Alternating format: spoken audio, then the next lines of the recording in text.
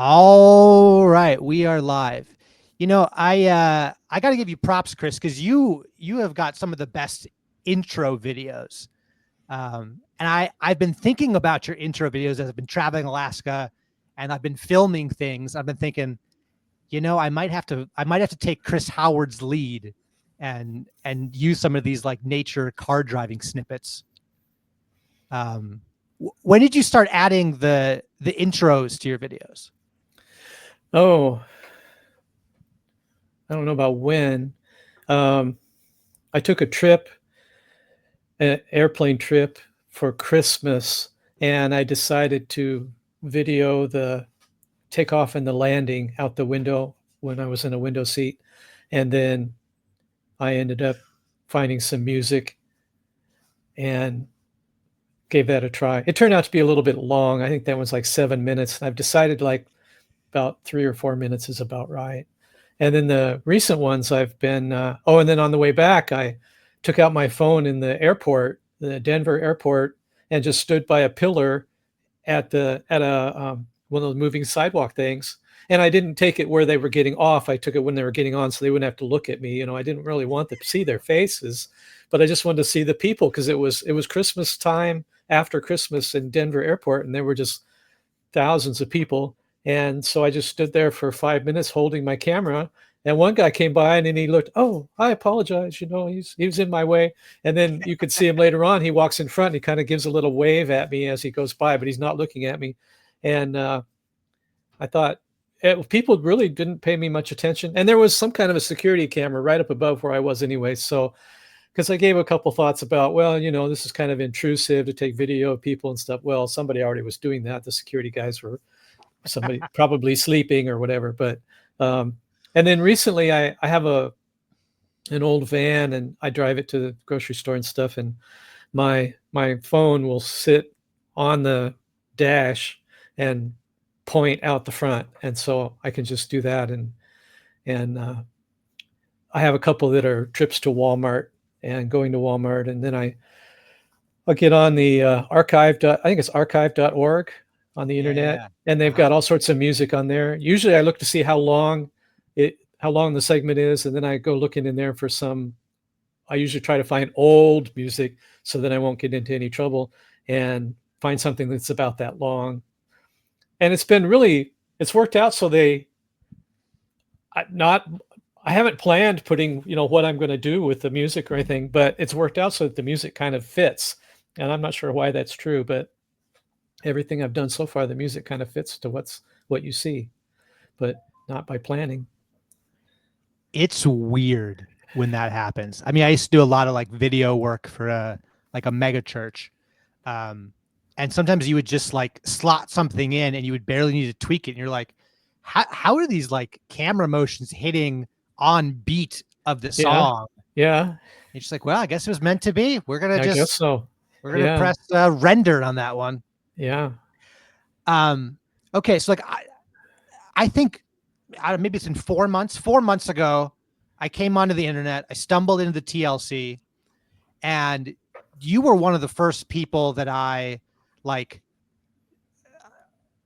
I saw Mark Parker. I saw Michigan Man Sam slash From Whom All Blessings Flow, and I saw you. And then you post a video nearly every morning, weekends included, I think. Yeah. And so then I tune in and I enjoy them regularly. They're very early in the morning, so I haven't been able to like because you do a live stream as well. You'll get up and you'll start chatting, and then people join you. Yeah. That's kind of the point of it, is to have people. What I really like on the most of the TLC stuff is the conversations going on in the live chat, the hive mind conversation. That's what I really like. That's where the action's at. And so the rest of the people will talk about what's happening on the screen. Oh yeah, this guy, he's wearing a nice shirt, or it wasn't that thing he said really interesting. It's basically, just chatter. It's whatever about the things going on in the picture. And so I would last fall. Well, no, I'm trying to remember how this all came together. I've been watching these things for about a year, a little more than a year. I think my Rando with PVK was a year ago in March or something like that. It was 9 months ago, according to YouTube today. Oh, okay. And um, I would I would wake up and I wake up early in the morning, sometimes voluntarily, but usually just out of habit. Sometimes the cat wakes me up. Frequently, the cat wakes me up. So anyway, and I would get up, and at that time, Chad the alcoholic from the Friday Morning Nameless channel would be up usually about quarter to five, and he would play his guitar and do the AA daily reflection, and then have conversations with people. And it was that kind of a thing where maybe one or two people would be on with him, and there would be 7 or 8 people just doing whatever in the chat, and that was fun. Well, then he would only be on like certain days, and it wasn't really a very fixed schedule, or at least maybe I wasn't paying attention, but it was kind of hit or miss. And then it kind of impressed, I don't know who was, but someone was saying, yeah, you need to like jump in and do something. And I thought, well, I could do something like that on the days that Chad is not gone, or Chad is not on. And so I do mine about 5:30 Central Time, 5:30 a.m. And so if he's going to be on at 5 or 5:15, I'll go check. Usually I do, but um, I intend to not be on the days that he's on. So, but all I really want to do is like have a time and a place where this chat thing can go on. But it really doesn't work to just show the goldfish swimming in the bowl, or I haven't done that, but something like that. It really doesn't work because people don't stay around long enough to conglomerate enough people to have a conversation. And so you have to have something to talk about. And I end up just kind of free associating my way through an hour, sometimes by myself, sometimes someone will jump in, and then we get people that make comments. And that's I I picture it. I've said before, it's like the old guys that meet for coffee at Hardee's in the morning, and Yep. kind of like that. And you were saying something like that the other day about being kind of like the bartender of the activity, and I thought that was a very apt description also. It's just kind of a place, it's, you don't even really have to, except to kind of get things going, then it'll kind of go on its own. And then eventually it kind of, withers away, and then you close it up. And so that's about it. I use the same daily reflection from AA. I don't have any history with AA. I know people who do, um, but I thought it was interesting the way Chad would talk about it. And so I thought I would continue with that. And I've enjoyed doing that. I think I've been on almost, well, I'm not on every morning. Some days I'll just have something else that gets in the way, or some days Chad will be on, which is probably superior anyway. And um, well, not probably, it is. So I I'm bet not on Chad would every day. disagree with you. Well, whatever. Um, he can have an opinion. Um, and I just get up in the morning and usually throw my shirt on from the day before, and come in and um, read the daily reflection and see what happens. Sometimes I go through the things that I've been watching recently on YouTube, the TLC kind of things, and catch up with who's doing what. But we've done various things. We've looked at, real estate and mobile homes and all sorts of interesting topics, I think. So, and I plan to do it just as long as it's interesting and useful. If somebody else kind of, for a while there, a lot of people would, well, I don't know about a lot, but some people would stop in at my channel and then go over to the C.S. Lewis channel, um, Mm. the reading C.S. Lewis. And that was an interesting combination, I thought. And I think that having regularity, having something that happens on a regular basis is useful, especially for live stuff, because you it's not really a broadcast like a television or radio program, but it kind of has a little bit of that flavor. And you have to set it up so that people will kind of at least know when to expect it. Now, The guy that I don't know his schedule, or even if he has a schedule, and that's Grim Grizz and his releases. I can never tell when he's going to do something, and it's kind of a treat to actually catch him in the act. There may be a schedule, and it may be obvious, but I don't know what it is. I haven't got into the rolling the dice or anything like that. I really don't do much branding, and I have no idea what there is no agency means. I don't know what that means. I don't Well, know. I should warn you, you are like on my channel, you are the follow-up to Grim Grizz. Oh, So we've okay. gone straight from a Grim Grizz interview in terms of like my interview series, and Oh, now we're okay. into a Chris Howard interview. So this is, I mean, this is, there's no better follow-up if you ask me. I feel a little bit well, I shouldn't say I'm unusual, but there's a lot of young men in it, and then there's kind of a strata of people in their like mid 30s, and then Chad is kind of a the senior of the mid range, and then you've got the old guys, and I'm older than Mark Parker and PVK, but I'm younger than a few of the others. But yeah, I'm one of the old guys, and it's nice. I enjoy that environment where we have this strata of ages because a lot of society kind of breaks down into age stratas. So that's nice to have that, and it's nice for them. It's nice for people to um, I don't know, cross the. We went through over the winter. We went through this kind of boomer thing where everybody was talking about boomers and stuff, you know, and so there was kind of a generational um, sensibility conversation going on, and that was fun. Um, I don't consider myself a boomer, but technically I am.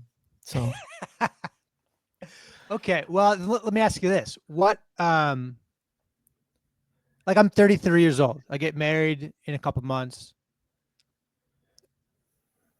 What should I know?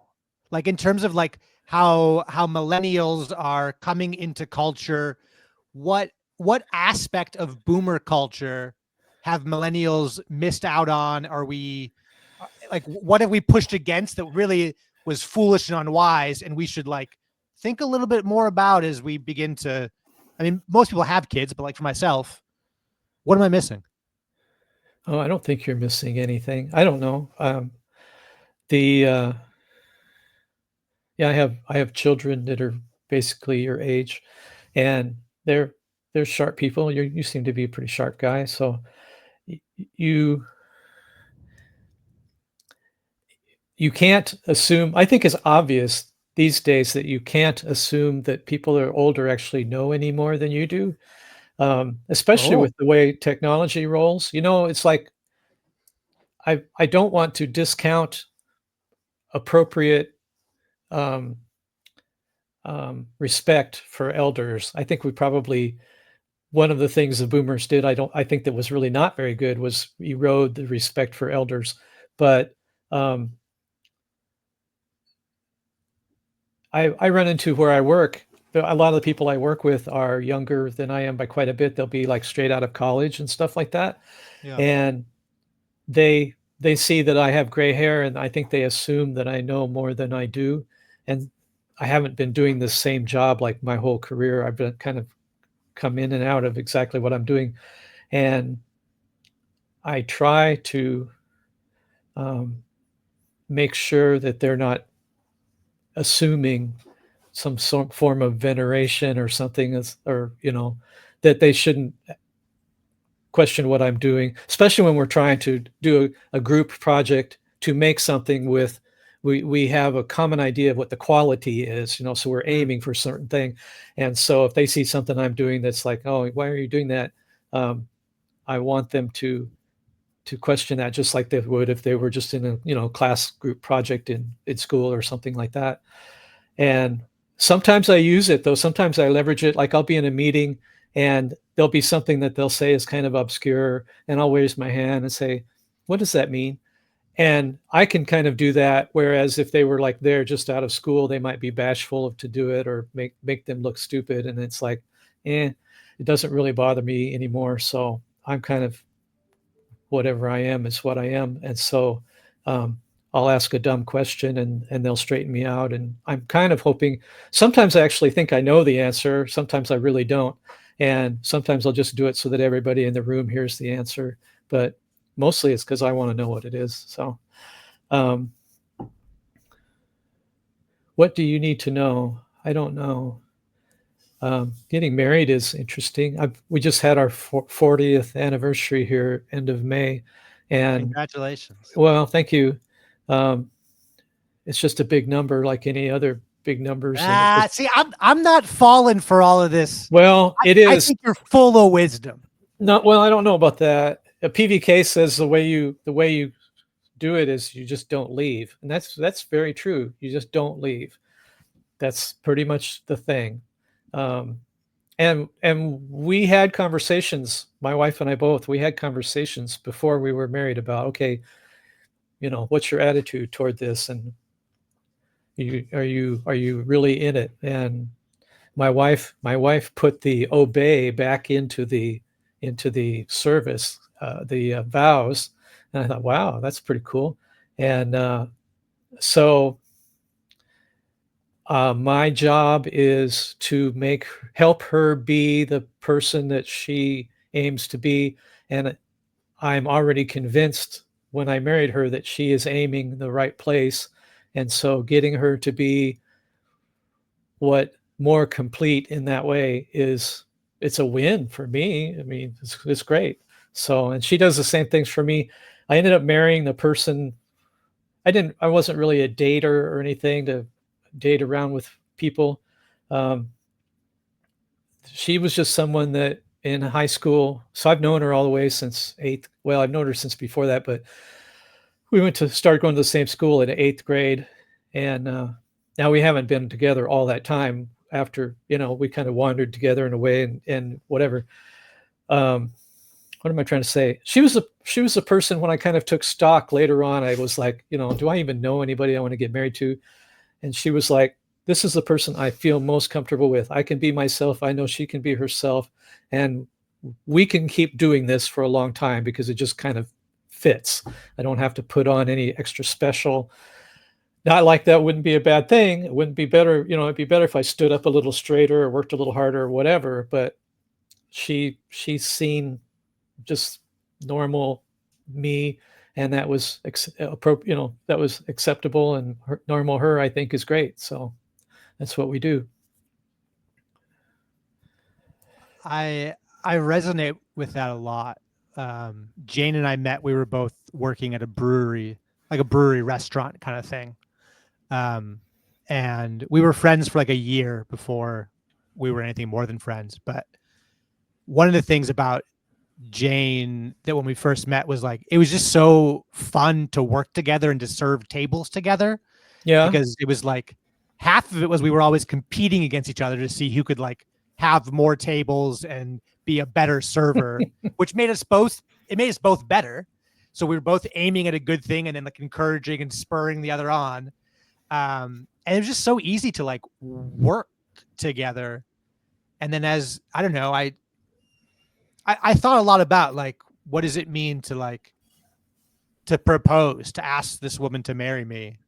And there was a sense that like, not that life would always be easy, but I feel like a lot of life is working together. Like, I mean, everything is, I don't know, having a household, raising children. It is, I don't, it sounds like work, good work, like worthwhile work, but Yeah. requires like, I guess it requires a partner. Maybe that's the word I'm looking for, is like deep partnership. Right. And someone that you can communicate with, and I don't know. You don't want to shut down communication. I mean, that's like the very last thing you want. So you almost have to somebody that well, I don't know. I can tell you what we do or whatever, but I'm not sure if that's what's required, but that's what's required for us. So that's why we do it. Well, okay, so let's talk about communication, because you've been communicating like in all kinds of different ways for decades. I mean, because before you were on YouTube, you were doing ham radio. You might still be Yeah. doing ham radio. you run a local radio station. So I Yeah. mean, you've been combining communication and technology for a long time. Yeah, I think communication is interesting. My dad got interested in ham radio, and so I kind of got that from him. Um, I You have to study and get a license, and I did that when I my first year of college was kind of a lonely place that I didn't know anybody, and so I worked on my ham radio stuff, and I got really good grades because there wasn't anything else to do. Um, and then I've done that off and on. So for, I don't know, what would that be? Since about 1980, 45 years, something like that. I haven't been doing it as much recently. I have tinnitus and hearing loss, and um, I mostly, the part I enjoyed was doing Morse code with people far away, and that would cause my ears to ring worse. And so I haven't done that in the last couple of years. Um, but the technology of it, I think, is just really mysterious. Then there's more radio around than ever because all of our cell phones and stuff are using, wireless electromagnetic communication of various forms. And I still think it's amazing. I think I would have something, some little transmitter that's putting out 5 watts or something, not very much. And it helps to have an antenna that's up high and stuff, but the time of day and the way that the ionosphere works, and if the conditions are just right, you could talk to somebody in Australia with 5 watts. It's just amazing. You can't do it on a predictable schedule, but you can kind of find these little paths that go. And so I would get on in the morning before I was doing this, a lot, or in the past years anyway, not recently. I would get on in the morning and just kind of tune in and listen and hear people that were far away and say hello. And sometimes they heard me and sometimes they didn't. So that was what I was enjoying with ham radio. And Morse code, the technology to actually make it happen is very simple. And so you can actually, build a little transmitter without too much trouble. And that part is also fun. So I got to learn about, transistors and inductors and capacitors, things like that. Not anything I studied in school, but just, my own interest. So then later on, what it would have been about 10 years ago, I heard about this thing called low power FM, LPFM. And um, most, that's a form of licensing through the Federal Communications Commission. And there was going to be an opening, a window for applications. And so there were people online willing to help. And also the FCC had some help pages about how to apply for a license. And then I was thinking, well, that would be fun to do. It's another radio thing. It's different because it's a broadcast. You can use your regular FM station and people in your area can hear you. And then I was thinking, well, what would I do with it? And about that time, I was listening to audiobooks from a website called LibriVox, which does, they do books that are in the public domain. So that would be like 1925 and older. And I thought, well, I could just broadcast LibriVox stuff over this radio station. And so I put together an application. You have to do some study about what frequencies are available, that kind of stuff. And then I had to enlist some board of directors people and make a nonprofit corporation in the state, and that all went through. And so now I do that. Also, it doesn't take a lot of work. I mean, there's a little bit. I have to do daily work on the schedule for the next day, and then over the weekend, I kind of line things up for the coming week. And so there's kind of a regular, slow drip of things that need to be done. And I have a longer list of things that I probably ought to do that I don't actually get accomplished. But that's like normal life too. So we have a kind of a little building, a little shed that I built, and we've got the tower that I used for ham radio now has an antenna way up on the top that's for FM, and it doesn't broadcast very far. It's only 100 watts, which in FM radio is not very much. And so I'm outside of town about 5 miles, and that's about as you get to the like downtown where I live, and that's about as far as it will reach. But it depends day to day. Some days will be longer than others. And then we stream it, so then we actually probably have more listeners streaming, but I don't really know. I have no idea how many people are listening, if anybody at all. So the part of YouTube, like, getting on and talking and you don't know if anybody's listening, I'm very used to that. That makes a lot of sense to me. Can I ask a really dumb question? Sure. What is radio? Well, radio is electromagnetic radiation like light, and it is a lower frequency.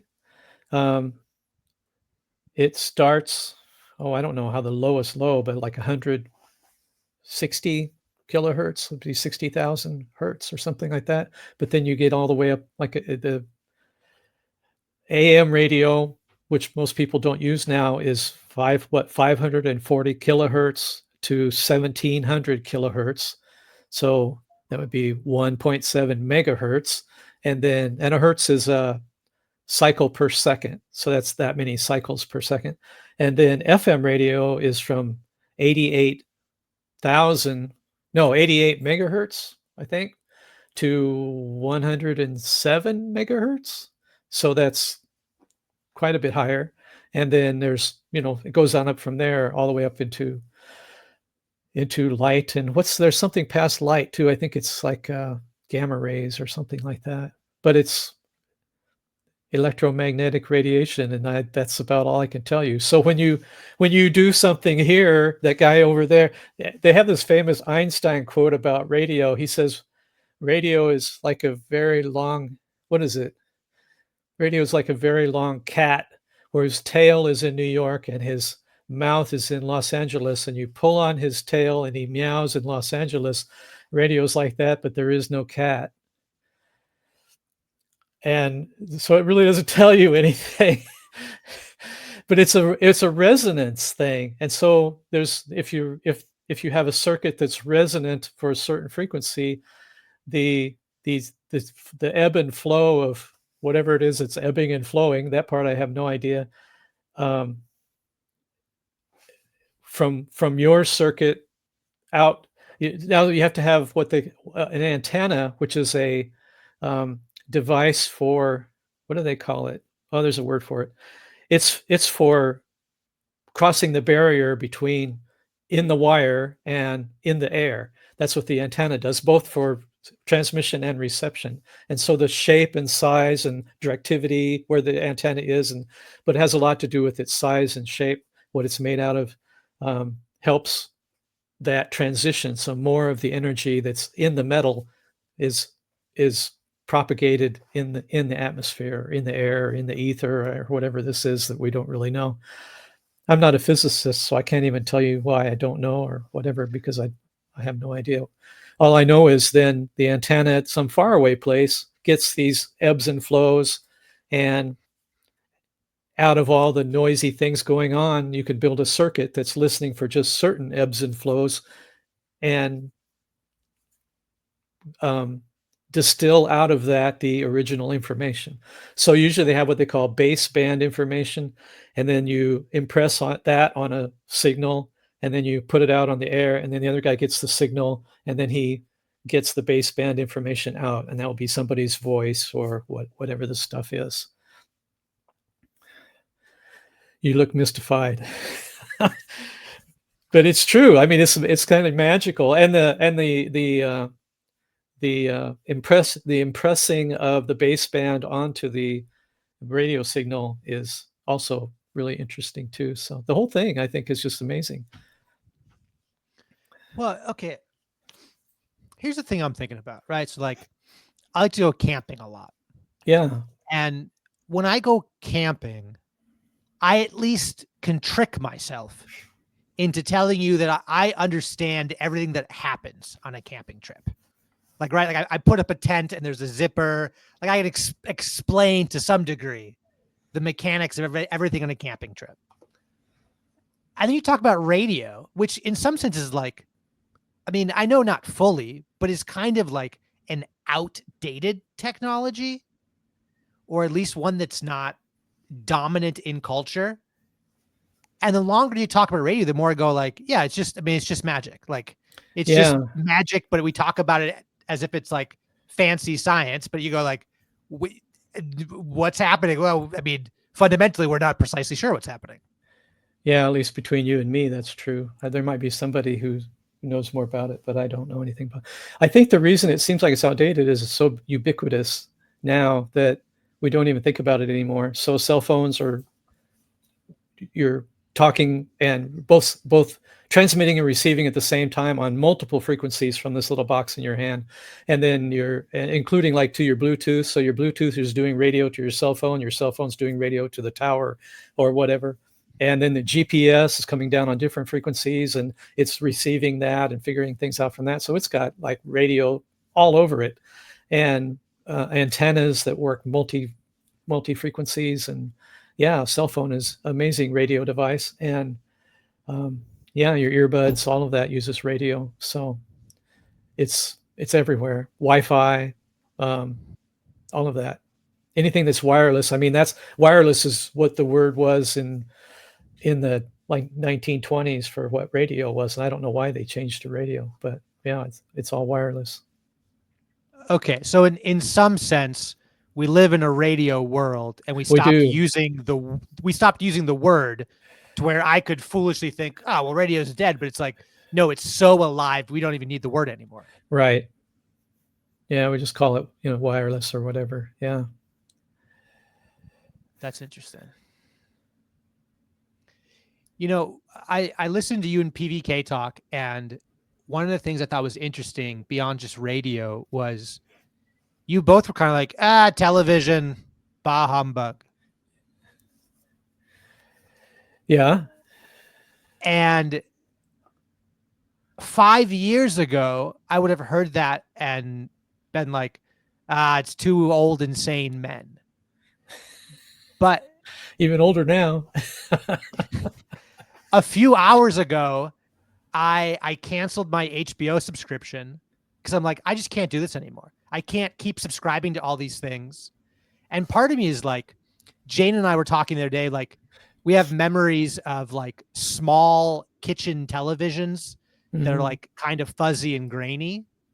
And those sound kind of nice, even though like an 80-inch television at Costco only costs $500, which is wild to me.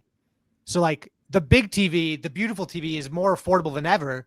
And I'm kind of like, I don't know, there's this thing in my gut that goes, I don't think I want it. What was it like? Like, talk to me about television, because it seems to not have had an impact on you and others your age. And nowadays, I mean, because I kind of look at like Instagram, TikTok, all of that, YouTube as television. Yeah. And so many of my fellow human beings, myself included, we're just glued to the thing. We can't put it down. Yeah. I have to contradict you about not being affected by it, because I think people my age probably were most, we were there for the introduction kind of a thing. And I was glued to it for so long. We had a television when I was growing up. So I was born in 61. And so I don't remember when we got the first television. It was black and white, had the little antennas on top. And even just getting it to work seemed to be kind of a iffy thing. But we eventually got it. I think my older brother was in high school or something, and I think he bought us a color TV. So we didn't have a color TV until the 70s, mid 70s, something like that. And then I got married. I had a little TV when we got married, and then our children came along, and my wife gave it away. So when the kids were really small, we didn't have a television. And we lived in Chicago for a while, and every once in a while she would call WGN radio and have this conversation with somebody about, oh yeah, we don't have a TV. And they usually that would get her like a free lunch at Melnati's or some such place, and we would go out to eat. So yeah, we actually kind of cashed in a little bit on being the people without a television. Um, the There was a limited number of channels, and so that was different than it is now because there's so much of it. But even then, though, I would come home from school and just sit and watch TV and basically eat, and that's probably not very good. I didn't do that every day. We did a lot of outdoor stuff, so I wouldn't say I was like completely in the basement all the time. But we didn't have video games, and so that was kind of the video gamey kind of thing to do, and you talk the next day with people about what you had seen, especially if it was prime time television. Would have been the news shows, the stuff right after coming home from school would have been reruns of some sort. And it it has I think I'm getting so that it doesn't capture me as much as it used to. But if I go into a sports bar or someplace that's got a lot of televisions, it's most of my life I would end up just like staring at one of them. And I think in the last probably 5 or 6 years, that's kind of lessened my instant instant attention grabbing. I think my children are a little better off. I think my wife's idea of not having a television when they were small was a good idea, and that they were able to not get quite so captured with it. And I think now with the just sheer amount of it, that that changes the texture by quite a bit too. So then you have to be selective. If you only had 4 channels or whatever, then you were selective a little bit, but you ended up watching a lot of stuff that you weren't really very interested in. And sometimes it would just be on and no one would be watching it. And now with all these things, if you can't find something, then you're either not trying too hard or you go do something else. So yeah, I don't know. Television is interesting. And television is radio again. It's just a radio signal, but it has different kind of stuff in it that your television box knows how to decode and make into a picture. And there's still a lot of over the air television, but like I don't even have an antenna at my house, so we just watch Amazon Prime most of the time if we want to watch something. And we've kind of been on a kick these days for watching shows that are like detective shows from Europe. And so we turn on the closed captioning and watch these people in Sweden or Finland or whatever. And that's fun. We enjoy that. So probably still watch more TV than I should. And then I'm watching things on YouTube. So if PVK puts something out, I have to watch that. And that's more solitary. I don't usually my wife is doing her own thing on her phone and I'm doing my own thing on my phone. And maybe not the best way to go, but we're in the same room, so we enjoyed that. And she'll say, "Oh, look at this," and she'll be her phone. "Oh, okay. Oh, yeah, look at that," So we share a little bit. Yeah, okay. Tell me if this tracks or not. I think there's one of the things that I've enjoyed about TLC is that sense of there's some people out there who are watching the same thing or the same kind of thing.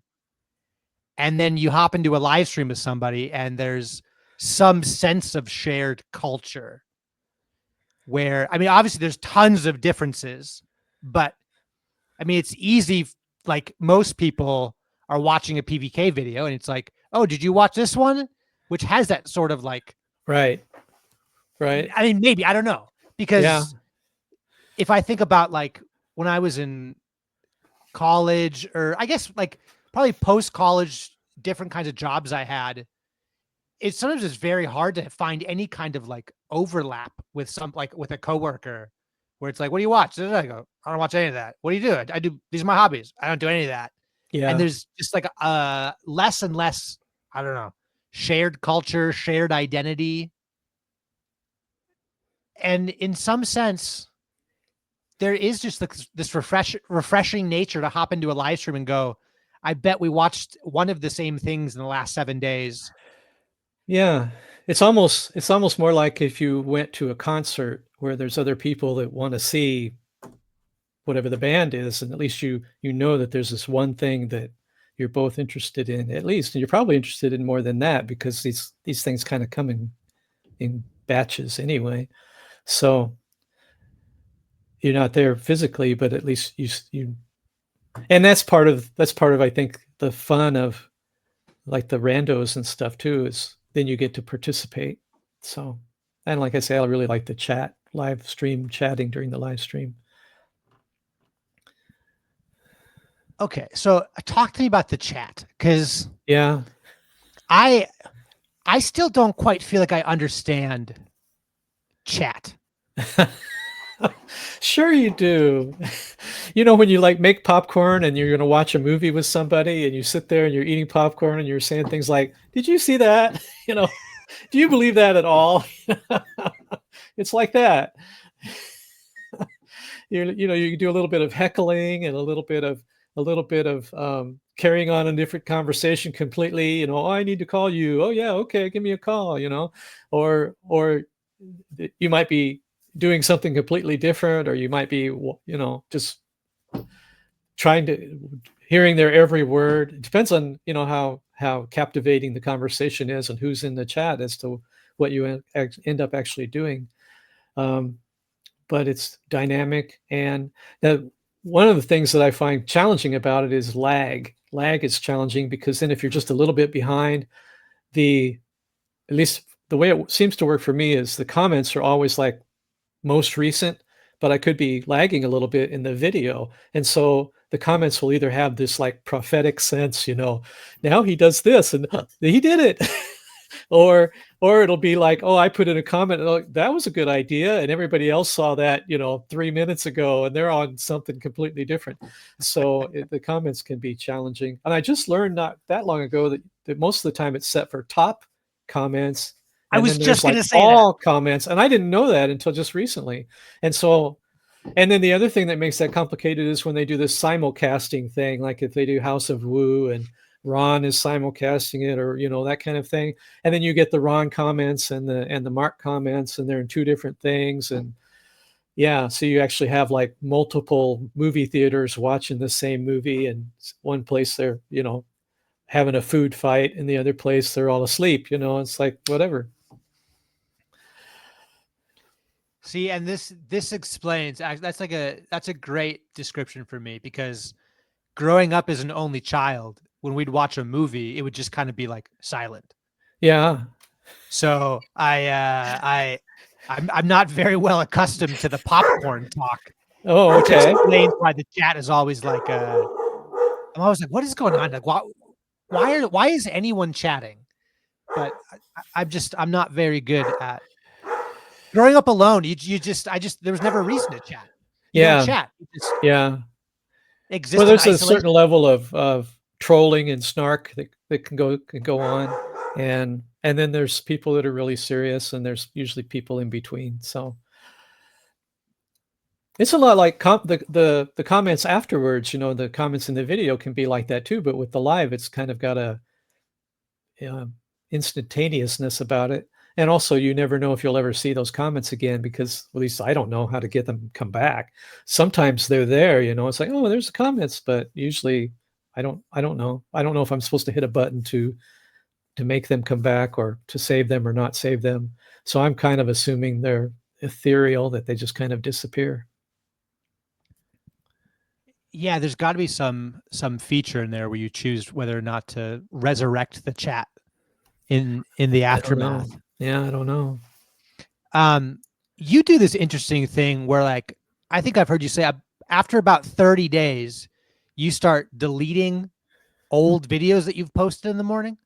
Yeah, the StreamYard wants more money when I get to a certain level. It says I'm full, and then I delete to get below that again. And it turns out to be, I think it's a couple of months, something like that. And in Do you about delete an them off hour, YouTube too, though? yeah, I delete them off both. Yeah, so I've been deleting them off of both. Um, well, it's not really. I don't index them, and I don't even hardly put any kind of title on them. So it would be hard to go back and find anything useful and look it up way. And some of that's because I'm lazy, and some of it's because I want the freedom to basically say whatever I want, and having it more or less disappears, probably the best thing anyway. So I'm doing it for the place and the time. That's why I'm doing it. I'm not trying to do something that's, for posterity or something like that. It'll probably come back and bite me later, whether I want it to or not, and that's okay. But I don't want to be curating my catalog or something like that. That's not what I want to do.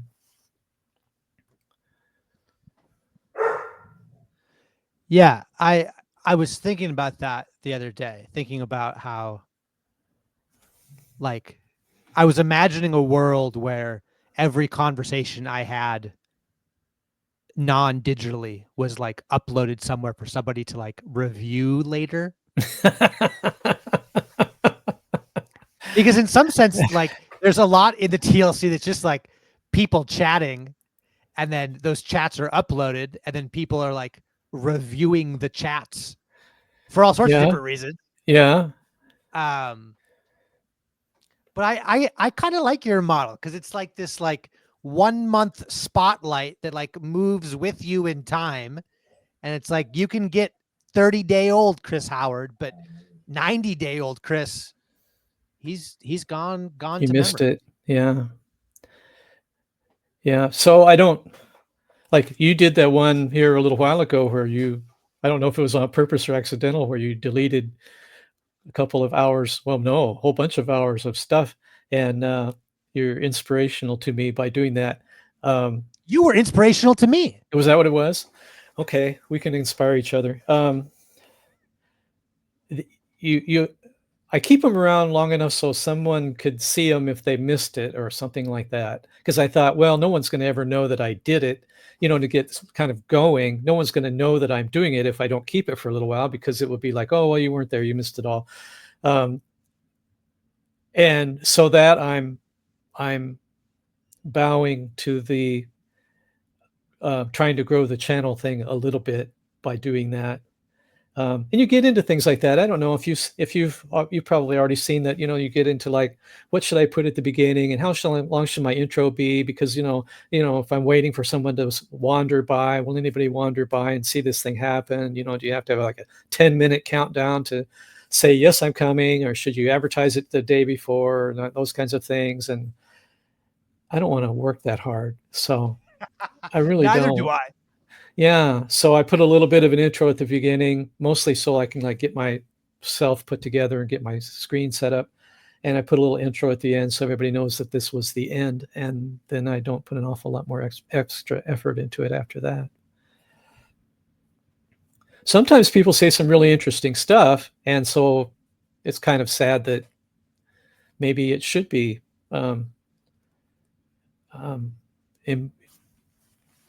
put somewhere, but that's the nature of time and life anyway, that things go by. And so I don't think it's that big of a deal. You got to start a Discord. Now you need a Discord. You need a No, Discord, and you need people in your Discord that need to be clipping things and reaping and harvesting. no, I don't want a Discord. Discord is the one I have a really radio don't station. understand. You can listen to my radio station online. Do that if you want to. Well, So, yeah. but I'm not talking. It's somebody else talking. How would I find your radio station? Oh, okay. Well, or you could text me later, and I can put it in the stream link in the description. I would love that. I can put it here. There's this little chat box here. Yep, and I'll copy it from there.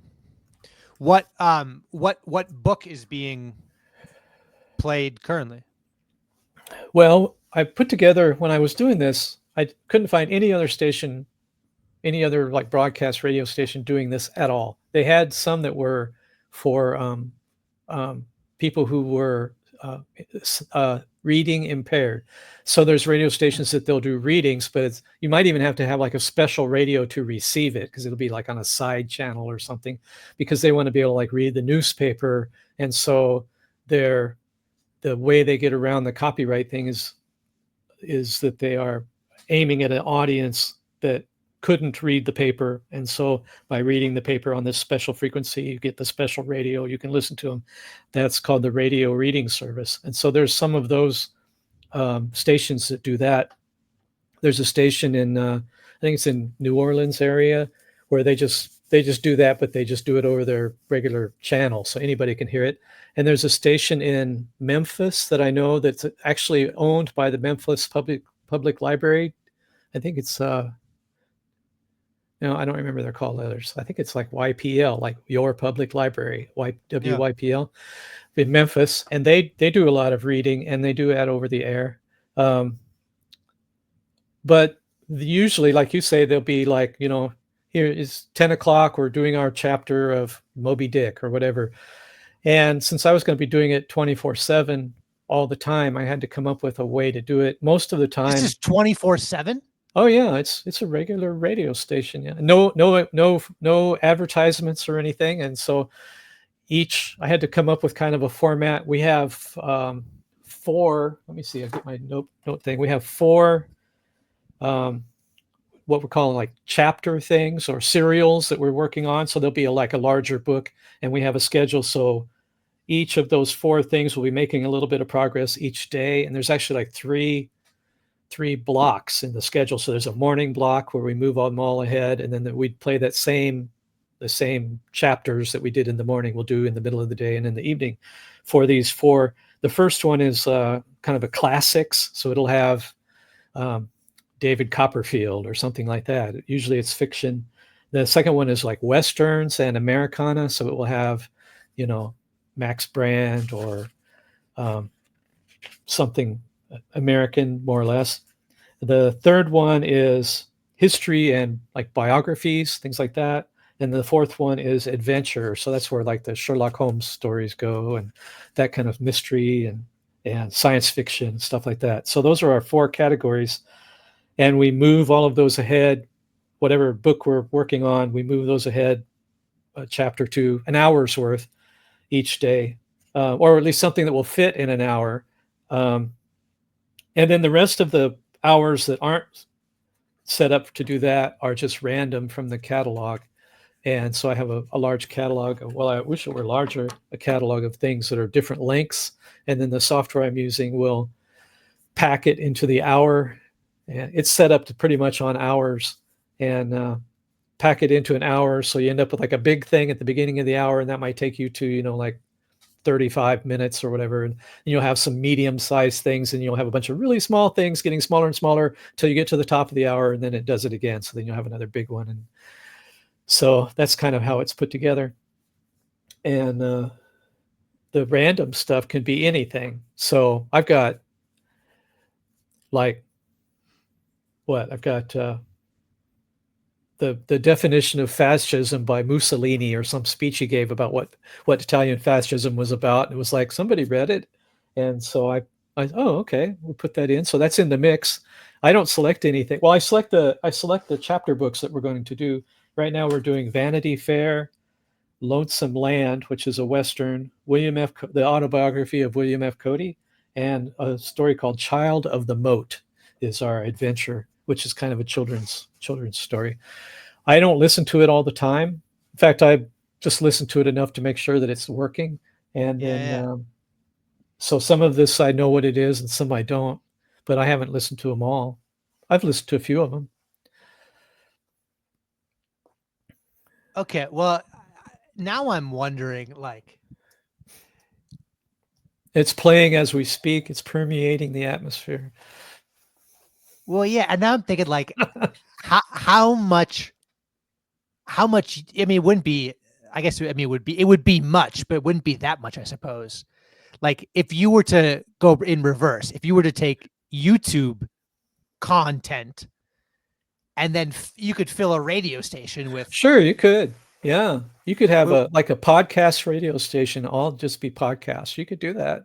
Well, you could just have like a TLC radio station. Somebody could set it up, and then you could just dump TLC content into a radio station. I mean, that Jonathan Demir, isn't he doing that kind of stuff all the time? He's picking all sorts of stuff and putting it out. The problem with at least the radio that I'm doing is it doesn't get very far. So I ended up just going back to streaming. So then it would be a stream of podcasts. So it's kind of the same thing. And I don't know.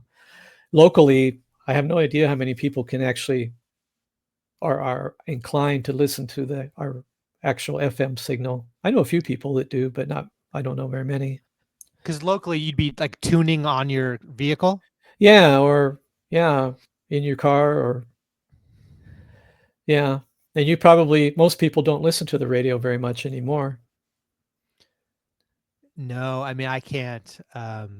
Well, actually, the last time I listened to the radio was when I was driving from Seattle to Anchorage, and I was in like a grocery store parking lot because I was looking for a bathroom, and they didn't have a bathroom, or I don't know what something. I came back to the vehicle, turned the car on, and the radio was just kind of on, Yeah. and it was on like sexy trucker radio, which I didn't know existed, That's a new but one to me. it was a fairly graphic scene about a man with a mullet that was engaging in things, and I was like, "What is happening? How did I get here? How do I get out of this?"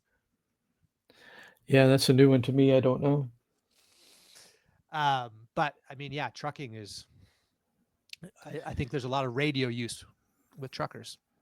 Yes, there is. They usually use like CB radio, and that's kind of like ham radio, but not exactly the same. Different people using it.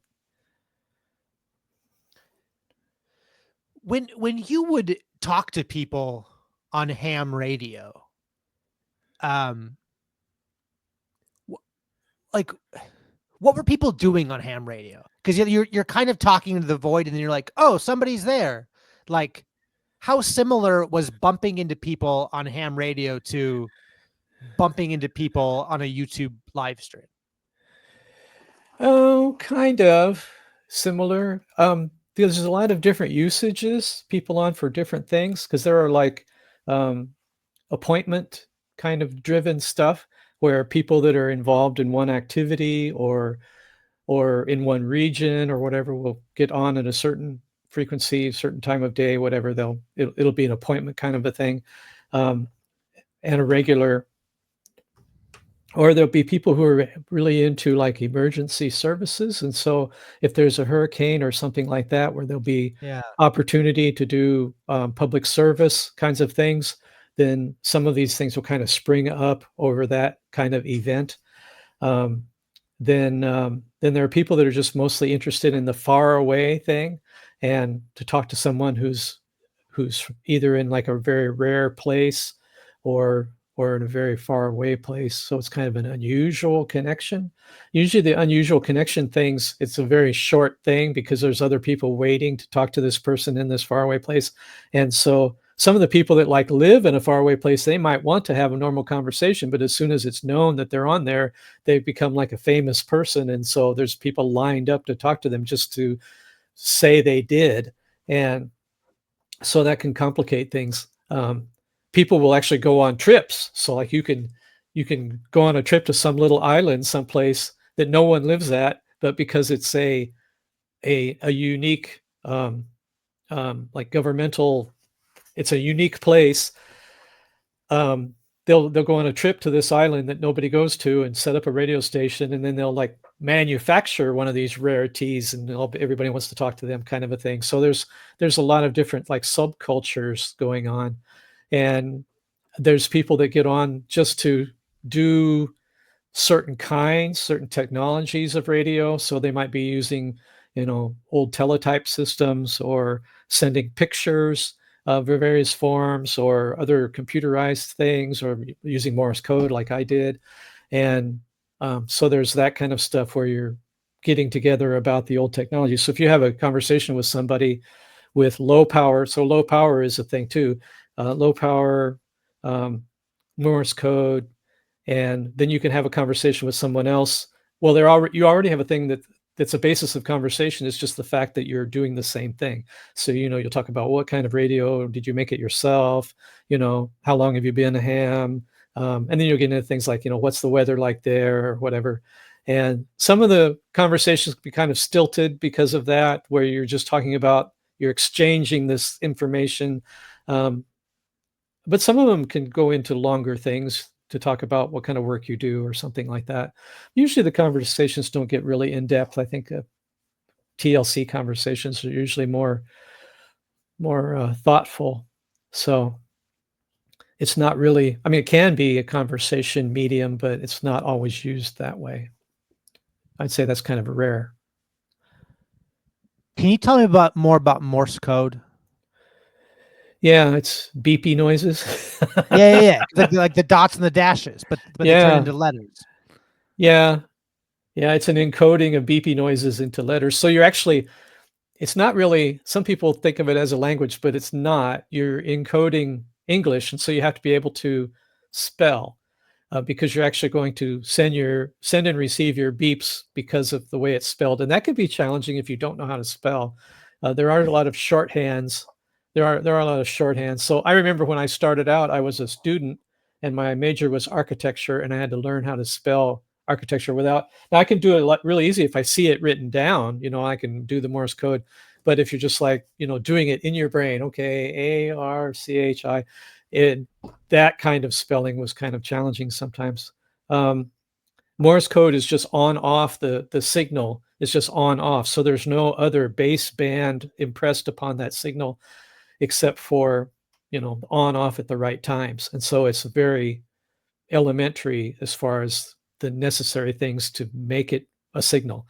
And so that means that the device you build to do it, all it has to have is the ability to turn off at an appropriate speed and the right times, and you're in business. And what else about it? I don't know. I don't know. It's fun to, well, I don't know. It's not a lot of people know it, and so it makes it kind of a little bit of a secret language, but not really. And it's a memorization kind of thing to learn it. And some people compare it to a musical ability. They think that people have musical ability might be better at learning it. I'm not sure that that's true, but it does kind of have a flow. The letters are different lengths, and so it's not a um, 4 notes to a bar kind of thing. It doesn't work like that. So the popular letters are very short, and then the longer the letters are, the more not used as often letters are multiple units. Then the units are either long or short or spaces. And usually like you get up to 5, I think is usually like the longest thing. 5 units of something, combinations of long and short sound. There's no tone involved. So it's not, a low beep and a high beep. It's just the length of the beep. That's all that matters. Yeah.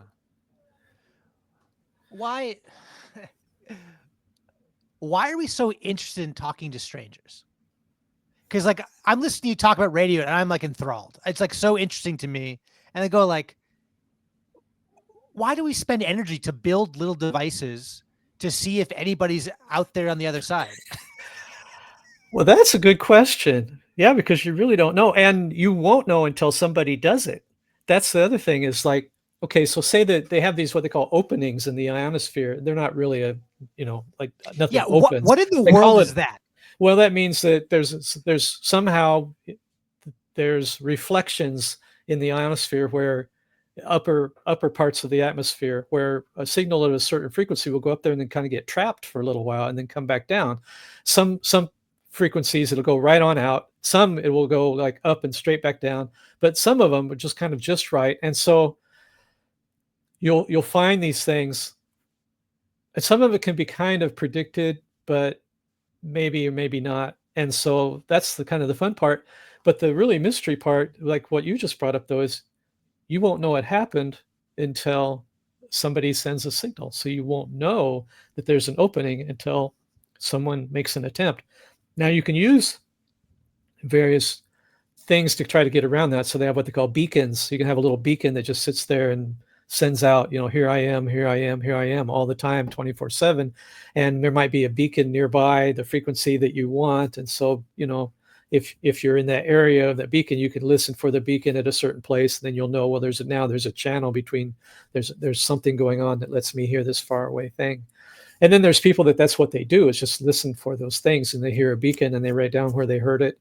And there's various people that study these these atmospheric openings by there's something called Whisper, WISPR, I think it is, where you build these little beacons, and then you can have people give reports about which beacons they can hear. And then I think there's a website so you can see maps of who's hearing who right now and doing things like that. So that can be interesting. I'm not sure that that's my favorite part, but that can be very interesting.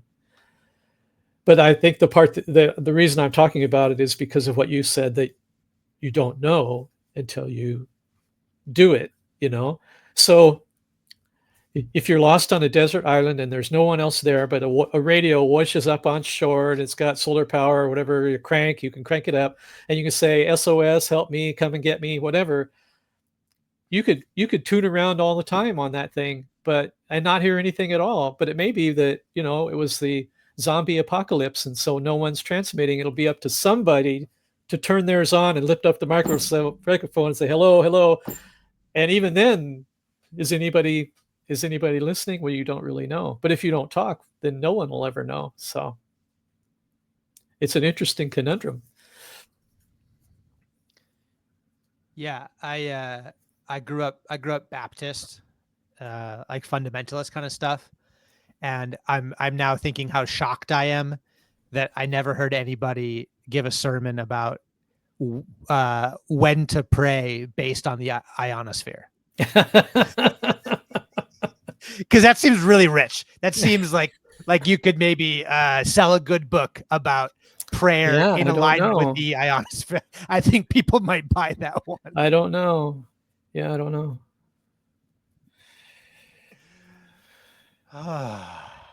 And the history of radio and television are interesting because of that kind of thing too. I think it is anyway. Radio is newer than airplanes. So I never would. I would have gotten that trivia question wrong. I would have thought radio was older. That's right. Yeah, or at least the public use of radio is pretty much World War I. There were kind of people doing experimental ham radio before World War I, and then when World War I came, they were kind of drafted in, encouraged to volunteer, especially for the Navy. It had a lot to do with ships at sea, and well, the Titanic, they had radio on the Titanic, and that was probably about the same time as Orville and Wilbur Wright, wasn't it? 1905 or 3 or something. There was radio on the Titanic, so maybe it was a little bit earlier, about the same time. And they didn't have, I don't think they had radios small enough to go in an airplane in World War I. Those were pretty small planes. But by the 30s and 40s, they had radios in, well, not in a normal car, but like I think they had some police car radios in maybe the late 30s, and then World War II pushed all of that along. I may have my dates a little bit messed up, but there's documentation out there, so you could go figure it out yourself. And then, of course, like the space program, there's a lot of that kind of stuff. Miniaturization has moved it along like everything else, and now cell phones. So yeah, got my multi-purpose radio. You had this great riff. I don't know if it was this morning or yesterday morning. Maybe it was okay. But you were talking about being in a hospital and how all of the soda vending machines. Yeah, they were all broken. Were all broken. Well, all that I saw, yeah. And then the one that worked gave you the wrong soda. Gave me the wrong soda, yeah. And I'm curious. You've seen more of life than I have. You've been engaged with different technologies. Where do you think tech is going?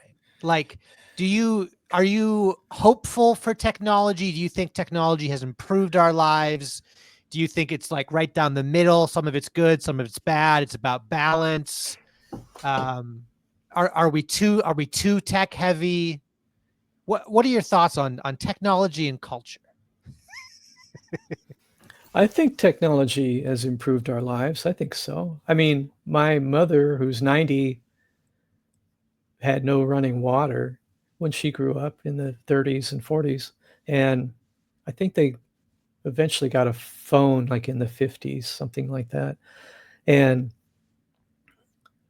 she learned to drive on a standard transmission and all that kind of stuff. So when I was in elementary school, we had mimeograph machine. We didn't have a copying machine, but we had mimeograph machine. Have you ever seen a mimeograph machine? Probably not. I don't think so. It's this weird blue stuff. It comes out blue, and it kind of has a smell to it, kind of a solventy smell. And they have to type it. They have to type it on a special form, and then put it in this thing, and it's got this solvent, and it kind of goes around and around and around, and makes this chunky chunk, and each one prints the anyway. And then when I was, in high school, then they kind of switched over to a Xerox machine, so a copy machine. And so that was like the beginning of copy machines, and I was around for like the first calculators that you could carry in your pocket. In fact, Oh man. my dad had one of the early HP calculators, and they were just he was an engineer, and they were just amazed that it had a button that would give you square roots, and they were doing everything on their slide rules. And so yeah, they were amazed. It's this little thing, you punch in numbers, hit the square root button, and it would give you the answer. Yeah, I think technology in general is good, but it always, especially as the more powerful it is and the cheaper it is, it seems like the faster it gets perverted or converted, or it gets turned into something else. And so, like, when I was in college, the university had email, but it was a challenge to send email anywhere except to other people at the university, but it could be done. And then one of the businesses I worked at in the mid 90s, I helped set up their email, and it was sent through modems. And so it was kind of this multi-hop thing. So there wasn't any internet access yet for that kind of business anyway. And that has grown now to where I get so much email, and a lot of it gets scraped off by various, scraping things at my ISP and things like that, spam filters. And it's just amazing amount of junk. And then there's just a few things that I'm interested in. Even the things I sign up for, most of them I don't really spend much time with, and throw them away. So it gets to be a burden. Somebody, because it's cheap and because it's fast and easy, then it turns into something that ends up being a burden. I really feel bad about my older mother. She's older than me, obviously. As she's running into more and more problems with telephones, where her phone is constantly ringing with just complete nonsense. There are people that make their living trying to talk grandmas into sending their unknown grandchildren $100 because they're in jail, kind of a thing. And it's just like sprouts evil on it. It's like a tree that looks so nice, and then all of a sudden it just sprouts, it turns into porn factory or whatever. And it's just really bizarre. And I think it remains to be seen, like with AI, where that's going to go. But I think it will. I'm sure it will. I mean, that's just the way it goes. That's the way it works. The cheaper and easier it gets, the more it turns into something that will be used for things that were, maybe not intended. So that doesn't seem to happen much with toasters or dishwasher. As far as I know, no one has hijacked my dishwasher for nefarious means. Maybe they could if it was on the internet. I'm not sure. I suppose my camera doorbell, someone could probably hijack that and see who's outside my door, or listen to me or something. But to be honest with you, I don't really lose much sleep over that. And a surveillance state kind of stuff. We watch these British TV shows, and the first thing they say is, what CCTV do we have for this? And there's like, oh yeah, he walked down this street and he walked down that street, and I don't think you could do that in the town I live in, but I'm sure there's places you could do that without too much trouble. So I think it will make it. There's always been a need to be able to kind of surf the technology, what it's good for and how to use it and things like that. And I think that will probably grow because the technology kind of becomes more and more of a thing. And so instead of like knowing how to light a campfire or how to stay warm when it's cold. People will know how to surf the technology and how to avoid things, especially now that like AI-ish kind of thing is going to be even more prevalent. It's hard to know if the people calling me are real people or not real people, and I think that's going to be a bigger and bigger issue as time goes on. Where it may make it that the internet is so useless that people will just turn it off. I don't know. That would be sad, but maybe not. I don't know. It kind of happened to Wikipedia. I remember when Wikipedia started, and I put a couple articles on there.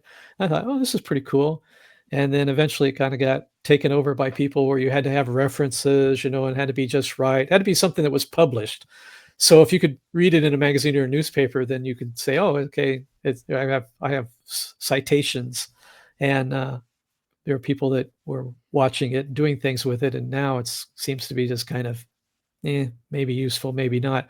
For generic facts, probably okay. So you've lived through some of the lifetime of technologies, so you know how this goes.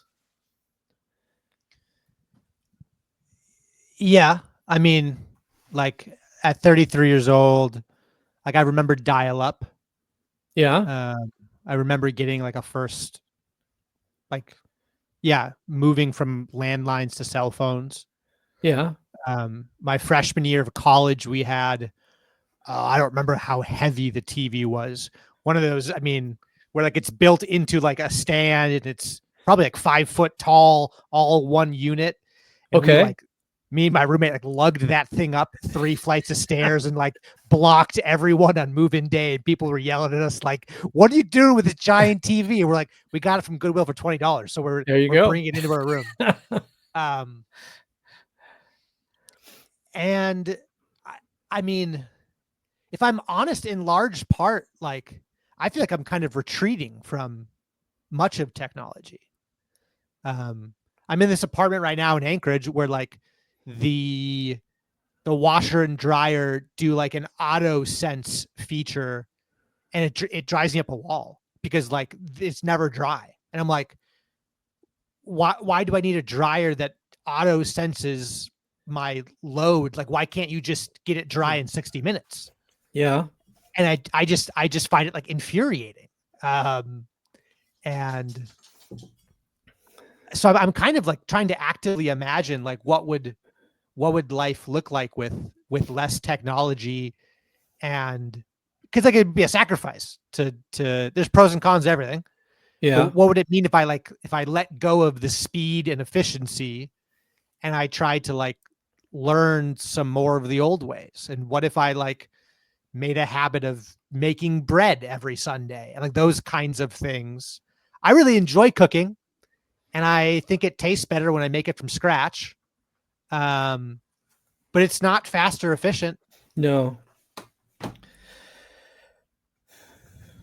And it may be more expensive, but you get to pick what the ingredients are. So it's probably, well, I'm sure it's better for you. I'm convinced. I just I don't know, the dream of speed doesn't I think I've lost the marvel of it. Like and I I mentioned this to you like in YouTube comments, but like a Polaroid camera, like Yeah. I would give up my phone camera. I mean, I'm using it right now, but Yeah. like if I had to pick one, I would pick my Polaroid camera over my phone camera every day of the week if I could only have one. Can you still buy film for it? Yeah, it's like $20 for 8 shots. Okay. But even though it's so expensive, it makes me feel like this needs to matter. Like this, however Well, that's expensive true. this Yeah. one press is, Yeah. I need to like consider None of the those angle of take the 8 of them sun. right off. Yeah, no, Yeah. you have to think about it. Yeah. And like there is a deep sense of meaning I get from using my expensive film on the Polaroid camera, where all of that speed on my phone, like it's cool that I can snap pictures fast. It is cool. But it doesn't mean as much as like I have this Polaroid saved from the St. Louis Arch, and like it's terrible. It's so faded because the sun was it was probably like noon, and so you can barely see the arch. But like that memory of a terrible photo, I don't know, it makes me laugh and is special. But if Yeah. I took that on my phone, I would have deleted it, and it never would have been able to become like a terrible thing that I love.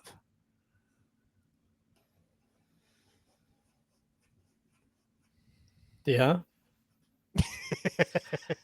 Do you find it challenging to find pictures that you took, 6 months ago or a year ago? You think, oh, I need to find that picture.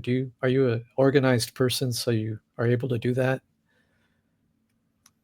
I mean, with the on my phone, you're saying? Or anywhere? Yeah, phone or computer. I don't know. What do you do with your pictures? Do you print them off and put them in a photo album? Probably not. I don't do that either. No. I have like hard drives, that I took off old computers that I have things on them, and I have no the guy who like I'm the most like in all of the internet world is the guy who lost his Bitcoin hard drive, and he's been turning over some dump for years and years trying to find his Bitcoin account. It's like, yeah, I could see that. That makes perfect sense. I have one hard drive, and I've started moving all my videos onto the hard drive, especially with doing like YouTube stuff.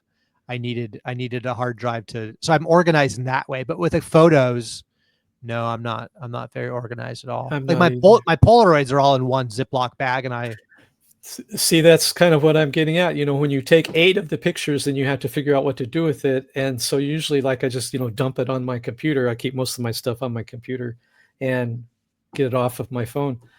But that's not what you would do if you had a Polaroid or an old-fashioned film camera. You would compose it. Well, I mean, most people would just, stick their camera up there and push the button. But and then you would have to send it in, and it would come back, and then you'd have to like, oh, well, this one's good, this one's not, but it's expensive enough. You might just like put them all in like some kind of a display thing. So there used to be a whole market of, little books you keep pictures in kind of a thing. Now we have lots and lots of pictures, but we don't have little books we keep pictures in. And a lot of that stuff will turn into, ephemeral. It will just be gone because it'll be on the hard drive that goes to the dump, and no one will even know what's on it. So it's interesting that the technology makes things less permanent in that way. The other kind of similarity that I see in that is like phone books. It's like now I don't even know how to find someone's phone number. When I was growing up, there was a phone book. You had the phone on the wall, and you'd look them up in the phone book, and that there's whitepages.com or whatever, but it's really nothing like the old phone books were. So somehow that whole function is somehow evaporated, and I don't know what to do about it. Sometimes I really need it. And usually I can Google things a little bit and kind of like patch it together, but it's not the same. So yeah, I'm interested in talking to more like Gen Z people who like because millennials, most of us have like this transitional memory where it's like right. we were in the middle of I mean quite a I don't know, it seems like quite a digital forward I shift. think so. Yeah. And I've been thinking so much about like my own nostalgia, and it's like, is it just nostalgia for the good old days, or is it worth trying to like remember some things to pass on? Like what is worth remembering, even just like how to bake bread. Like I learned that from my mom because my dad traveled, was in sales, and I'm an only child, so she just made a lot of stuff, and I had memories of her making stuff. So in college, I was like, I wonder if I could like cook like my mom did, and then I fell in love with the slow process of that kind of thing. And if you don't have the nostalgia for that sort of thing, then it's like baking bread is probably like an intimidating task It would be. because it is kind of an art. Like there's not really to like get the dough the right consistency. it's just kind of based on the feel. I mean, you can read instructions, but there's a lot of trial and error to get good dough. Or pie crust is the same way. Yeah.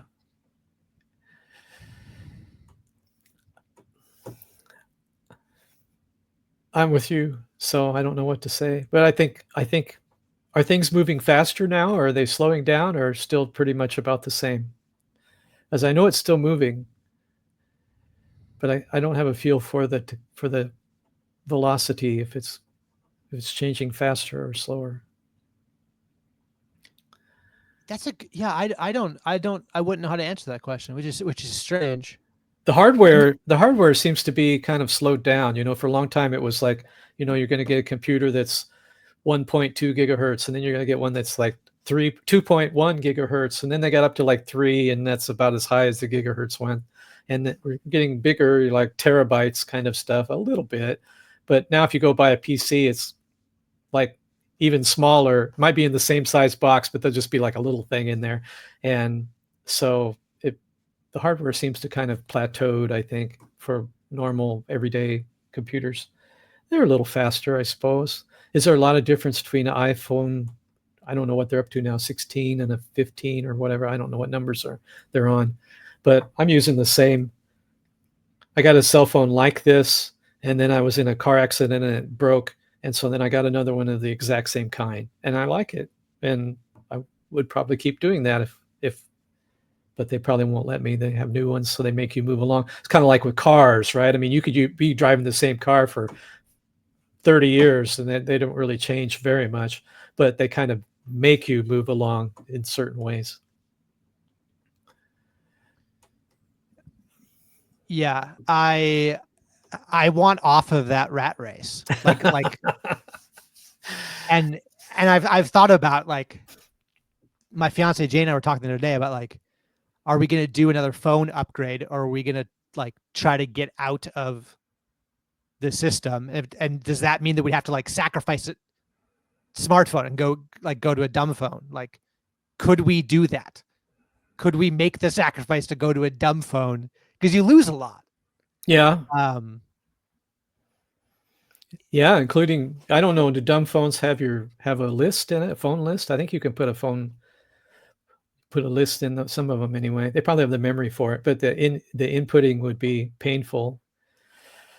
So I still have like a on the wall phone, but it goes through a voice over IP thing. So I have a little box that hooks to my internet, and then I have these, the old fashioned portable phones. I got a couple of those in the house. So we still have kind of sort of like a home phone number. So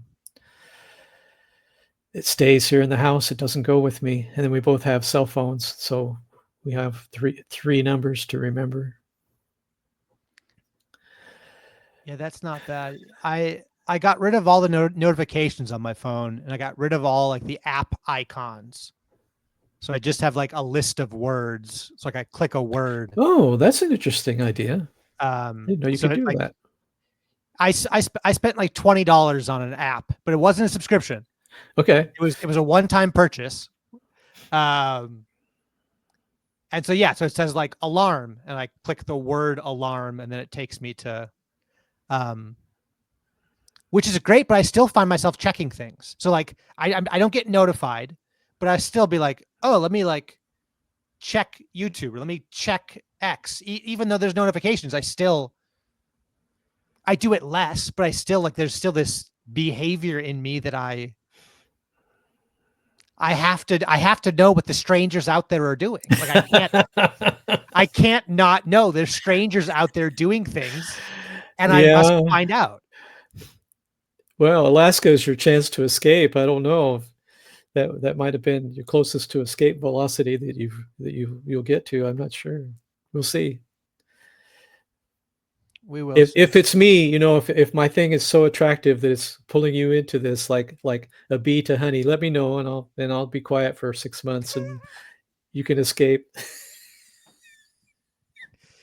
Well, but it's not even a single person. Sometimes it's just like, and that's, yeah. I don't understand it. I genuinely don't know why it is that I'm so curious about what strangers are doing and why why is it that 7 times a day I pull my phone out to try and locate what strangers have done on the internet? I think it might be related to like flocks of birds and schools of fish. I think it's like staying in the flow. You're with your flock. You're with your school of critters. I think something like that. Because you see all these other people doing things, and it's like, that's the thing we do. Part of the herd. A little bit. Yeah, I don't think that's necessarily a bad thing. It works for birds and fish. Dogs are part of what are they? Dogs are a pack. Yeah, dogs are part of the pack. Yeah. I don't know. It is a thing. That's what all marketing and commercials is built on, right? Is kind of, you see these people doing it and you want to be with them and do their thing. And yeah. Yeah, I'm pretty good at not buying things, but the looking. I haven't broken the looking yet. Okay. Because I studied advertising. So okay. I don't really purchase stuff. I'm pretty good about limiting subscriptions. But it's just the and when I had for a period I deleted everything when I moved to Los Angeles, but then I would scroll my email. I would just refresh my email and be like, has a new email come in? And I'm like, what in the world? Yeah, it's strange. It's yeah, I don't know. At a certain point, it's you got to stop looking at yourself and just proceed with life. But looking, ever looking, ever searching. I don't know. I don't know. Yeah, I don't know that either. It's good to have a vacation every once in a while. Go out in the woods or whatever and not be involved. Although I haven't done that in a while, so I don't know how good it is. Should I try it? We're pretty good about that on the weekends. We try to go for a long hike, and I've been I don't have a rhythm down, but one of my next things I'm working on is trying to get a rhythm of a few different kinds of fasting, and tech fasting is one of the things I want to incorporate more of, just to strengthen my will. Okay. To be hey, you're not gonna touch the internet for 24 hours, Ethan. And then it's well, I did it for one day, so then I can do it for a few days, right? But yeah, that is another thing that makes me think of my mother. She does not do computers or internet. She has a smartphone. And for a while they had a computer, but she would be very frustrated with people that would say, you do something at the doctor's office and they say, look it up on our website and do the patient portal to find out what your x-rays are or whatever. And it's no, she does not want to do that. Sign up for another app. I'm sure you're burnt out on apps too, where, probably the car repairman has an app or whatever. So you can schedule when he's going to change your oil on the special car repairman app. And it's this is just crazy. And so sometimes they kind of force you to do it, whether you want to or not. Of course, our library has computer centers, so you could go to something like that. I don't know how long that will be around, because that seems to be kind of anachronistic thing. For a while, having computers you could sit at was a thing, and I think the viruses and stuff probably put a big dent in enthusiasm for that. But there are people who do that, who don't have computers, so they go to the library and fill out their job applications or government forms or whatever. I don't know what to tell you. I think it's a good quest. I think that's the perfect place to end with an I don't know. I love ending in uncertainty, because tune in tomorrow. Well, and also at a certain point, it's if Ethan's not here, he's winning. Uh, There's uh, uh there's not an answer to everything, you know? So no, that's true.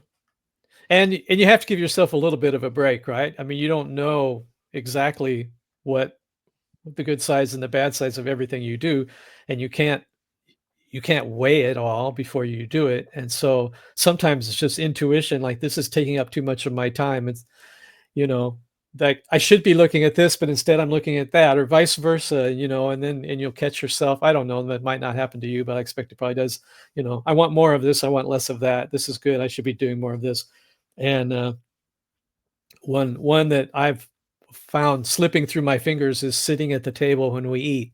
And we're still doing that when we eat breakfast, but we don't eat breakfast every day. And so I grew up and sometimes in my past where we would eat, TV dinners and watch television even when I was a kid a little bit. And here I am, 60s and still kind of trapped in the same thing to a degree. We don't always do that, but it does happen more than I would like it to. And so it gives me something to aspire to, I guess. Um, but I don't think I'll cry myself to sleep over it or anything like that. And so, anyway, yeah. No, I mean, I think that's it, is like, what are you aiming at? Find something to aspire towards and spend time with the people you love and make time for those. Yeah, I haven't finished reading a book in 2 months, and what's today's Wednesday, so Monday I was talking to somebody and that dawned on me, and I went, oh, that's not good. I haven't like, because normally I'll finish a couple books. I like to read, I don't know, maybe 10 at a time. I'm insane with that. But then it's like there's things are getting finished, and I'm going, I haven't finished anything. I'm like, okay, we gotta readjust priorities here, because reading is important. I still want to be able to spell. yeah. Well, and you have professional obligations too as a writer. You need to know what's going on in the reading and writing world. So that's your thing. Something like that. Yeah.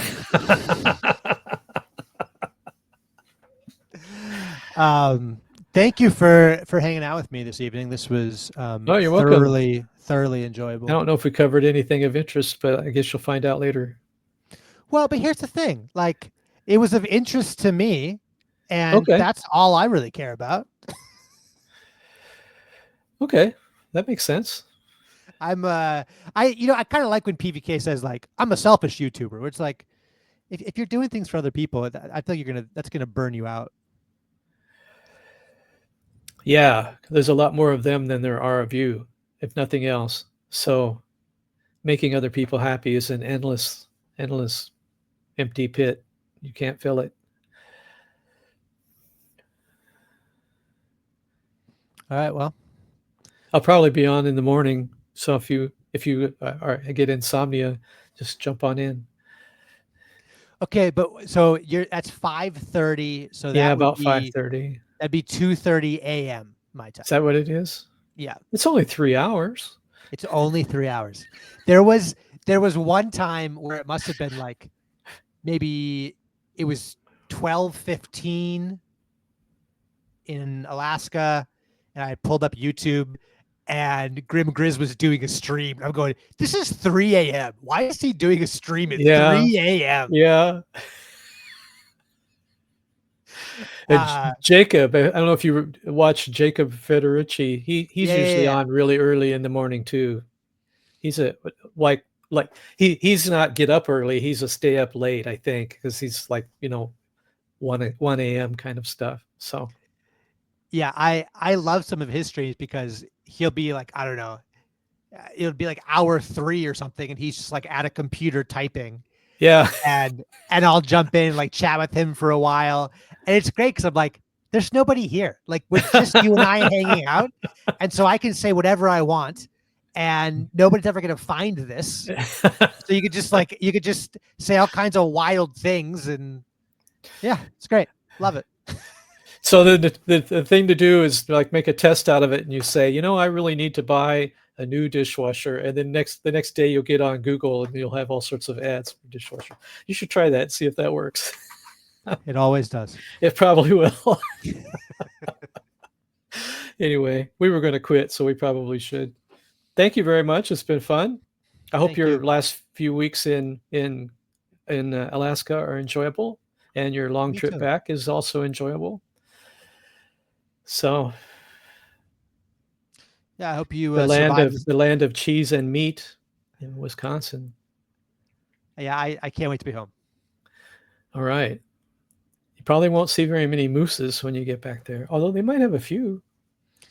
There, it is possible to see them up north. I've Okay. never done it, but it is. So they say. So they say. Okay. All right, I'm gonna click end. Okay. Bye.